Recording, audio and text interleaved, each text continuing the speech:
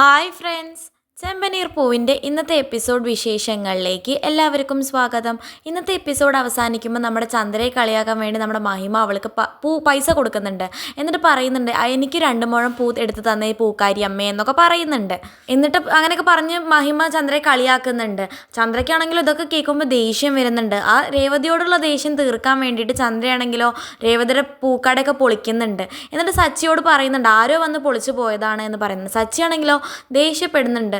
Road സൈഡിലിരിക്കണ പൂക്കട എന്തിനാ എല്ലാവരും പൊളിക്കണേ, അതിൻ്റെ ആവശ്യം എന്തായിരുന്നു എന്നൊക്കെ സച്ചി ചോദിക്കുന്നുണ്ട്. അപ്പോൾ ശ്രുതിയാണെങ്കിലോ ചന്ദ്രനെ സപ്പോർട്ട് ചെയ്തുകൊണ്ട് പറയുന്നുണ്ട്, നടക്കുന്ന വഴി കൂടെ പൂക്കട വെച്ച് കഴിഞ്ഞാൽ അങ്ങനെ തന്നെ ഉണ്ടാവുക എന്ന് പറയുന്നുണ്ട്. രേവതി ആണെങ്കിലോ പൂക്കട നഷ്ടമായതിൻ്റെ വിഷമത്തിൽ നിൽക്കുന്നുണ്ട്. അപ്പോഴാണ് സച്ചി നമ്മുടെ രേവതിക്ക് വിഷമം മാറാൻ വേണ്ടിയിട്ട് ഒരു വണ്ടി വാങ്ങിക്കൊടുക്കുന്നത്. എന്നിട്ട് പറയുന്നുണ്ട്, ഇനി നീ വണ്ടിയിൽ പൂ വിറ്റ് നടന്നോ രേവതി, ആർക്കും നിന്നെ തോൽപ്പിക്കാനൊന്നും പറ്റില്ല എന്നൊക്കെ പറഞ്ഞിട്ട് പുതിയ വണ്ടി വാങ്ങിക്കൊടുക്കുന്നുണ്ട് രേവതിക്ക്. ചന്ദ്രയ്ക്ക് ശ്രുതിക്കാണെങ്കിലും അതൊക്കെ കാണുമ്പോൾ ദേഷ്യം വരുന്നുണ്ട്.